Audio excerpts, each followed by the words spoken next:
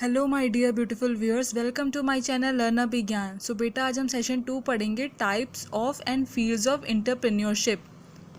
तो जैसा आप लोग जानते हो, अभी हमने पिछले सेशन में एंटरप्रेन्योरशिप क्या होता है, वो डिफरेंट कैसे होता है बिजनेस से, इसमें स्टार्टअप कैसे करते हैं और ये सारी चीज़ें पढ़ी। अब आगे की जो हम लोगों की फर्दर जर्नी है उसमें हम लोग ये जानेंगे कि इसमें क्या क्या डिफरेंट कैटेगरीज़ या एरियाज़ होते हैं जहाँ पे हम अपने वेंचर्स को, अपने स्टार्टअप को स्टार्ट कर सकते हैं, और कैसे ये सिमिलर हैं, क्या ये डिफरेंट हैं एक दूसरे से, ये जानेंगे।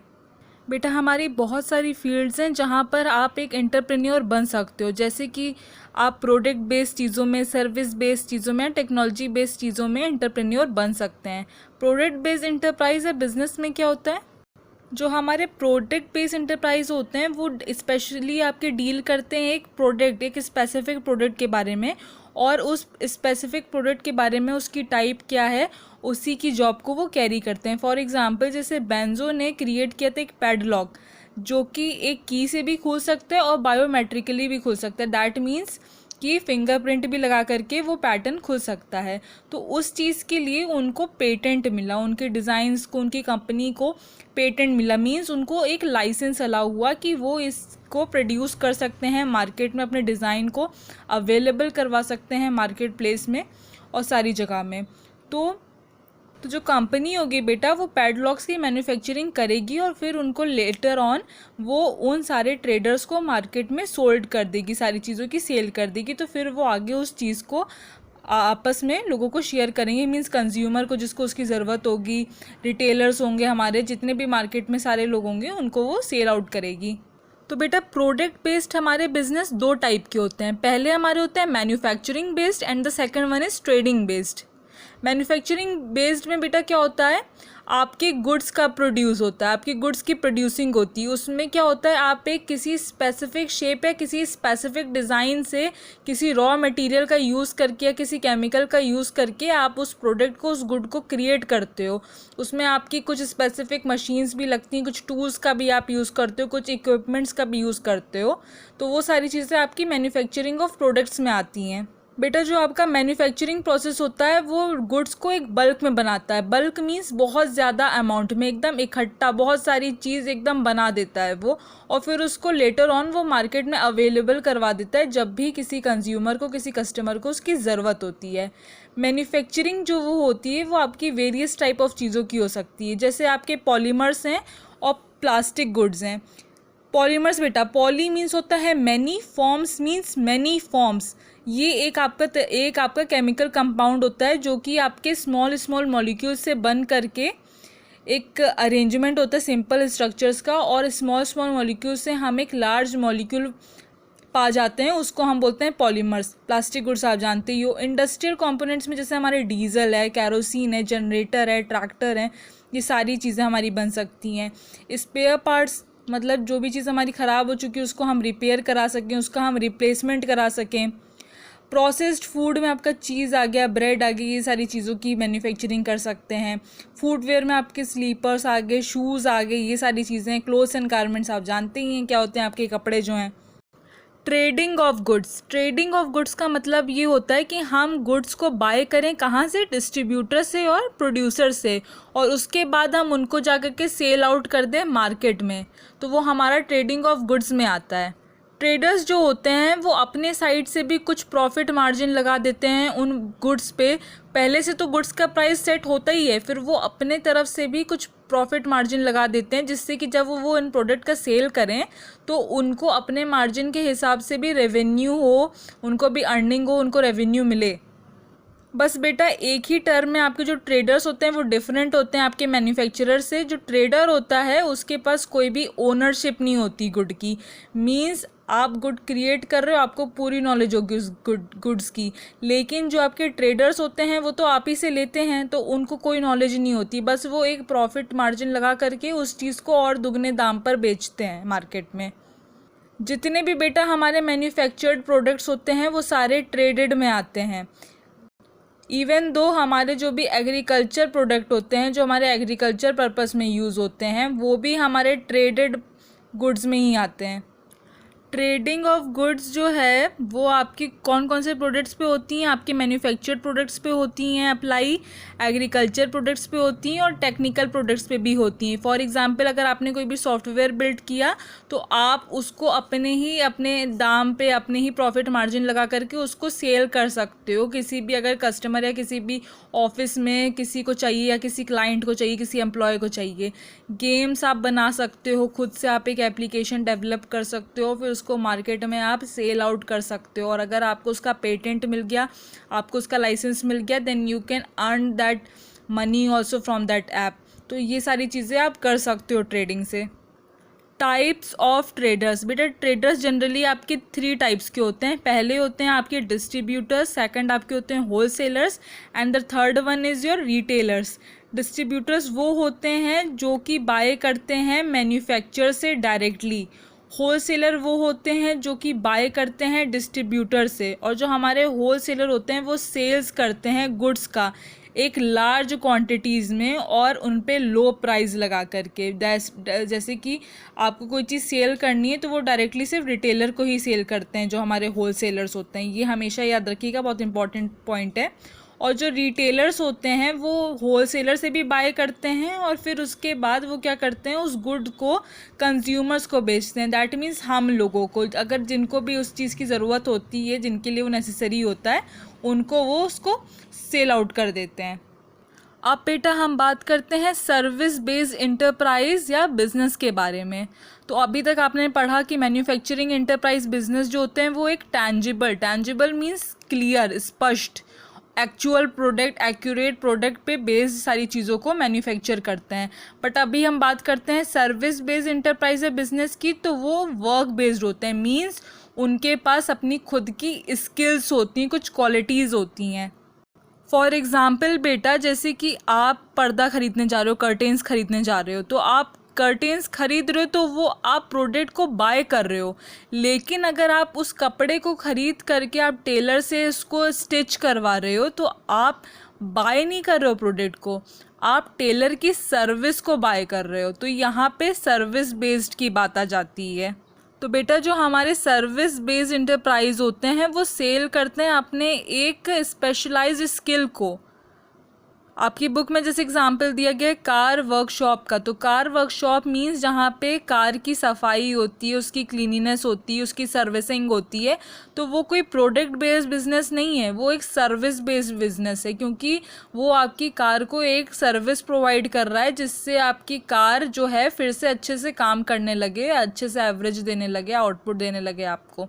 तो वो आपकी एक सर्विस बेस्ड बिजनेस की इंटरप्राइज का एग्जाम्पल है।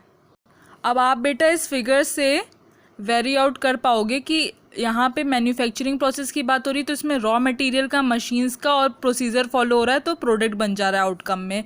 लेकिन सर्विस बेस्ड में क्या होता है, इंसान की जो स्किल्स हैं वो होती हैं, प्रोडक्ट्स की जो रिक्वायरमेंट्स होती हैं वो, और बाकी जो भी वो प्रोसीजर फॉलो करते हैं, तो उनको एक सर्विस बेस्ड बिजनेस या एंटरप्राइज मिल जाता है।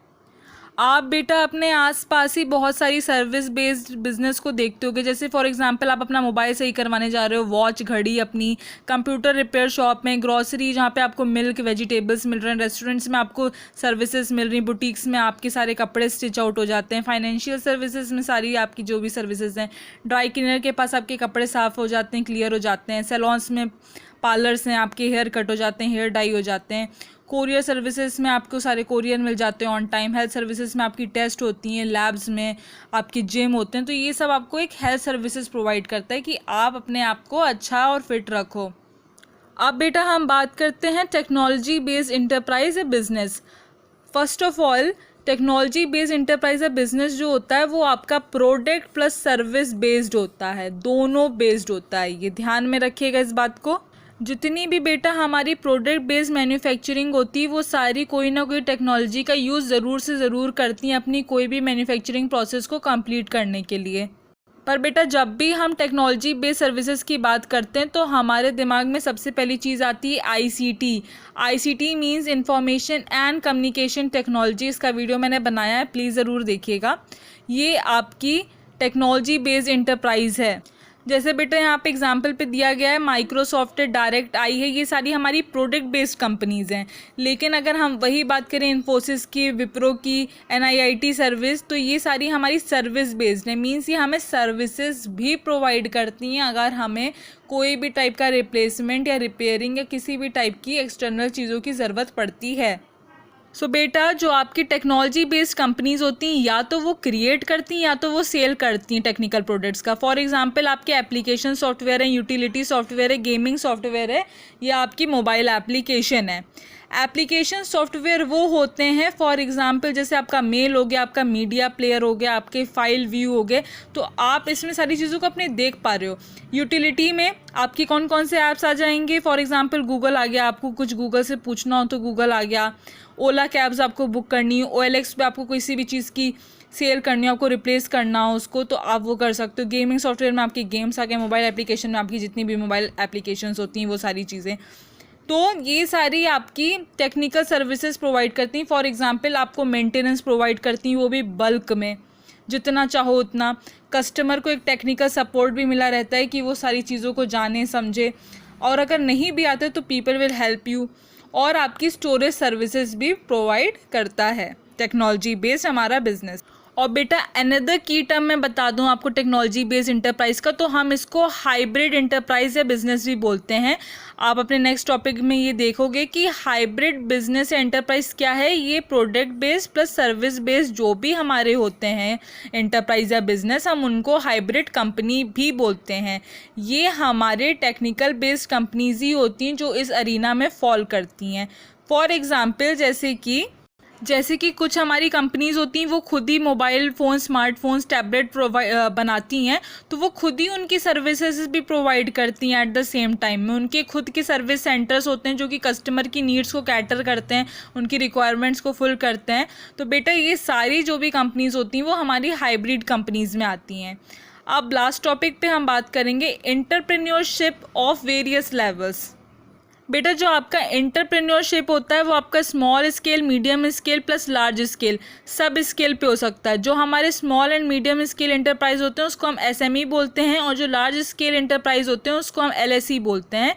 जो हमारे एंटरप्राइज होते हैं वो एक इनोवेशन ड्रिवन होते हैं। इनोवेशन ड्रिवन का मतलब होता है उसमें कुछ इनोवेटिव आइडियाज़ लगते हैं, कुछ स्ट्रैटेजीज़ लगती हैं, जिससे कि वो इनोवेशन ड्रिवन एंटरप्राइज बनते हैं, जो कि मार्केट में पहले किसी ने ना किया, बहुत इनोवेटिव आइडिया लगाते हैं।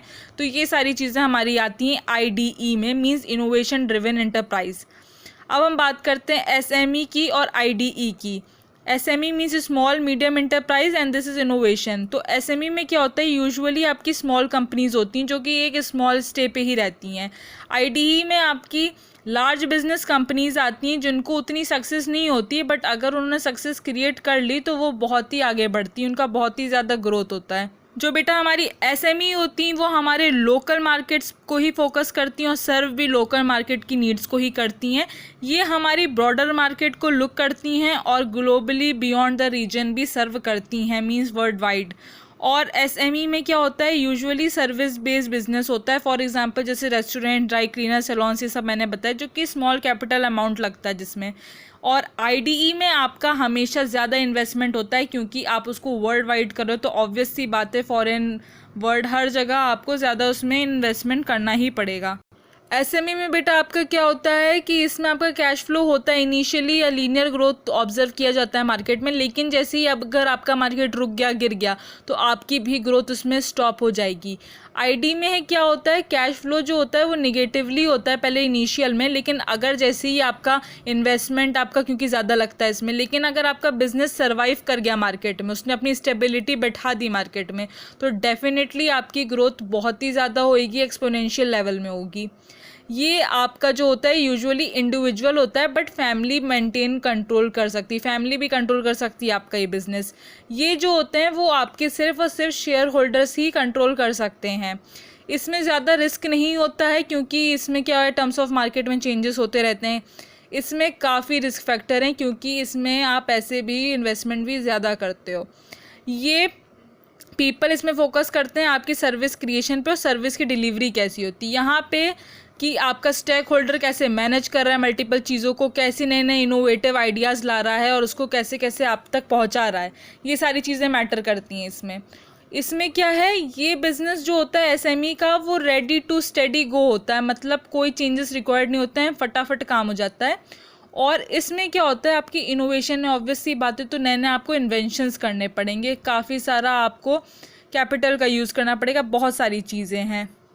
तो सिंपली आप इस चैप्टर से ये समझ गए होगे कि जो हमारे इनोवेशन होते हैं वो हमारी कुछ वर्ड में हमारी कुछ वैल्यू को जनरेट करते हैं, वो चीज़ों को और फास्टर और बेटर चीपर बनाते हैं, जिससे कि हम एक अच्छा ग्रेटर सेटिस्फैक्शन प्रोवाइड कर सकें, किसी को भी आप पा भी सकें।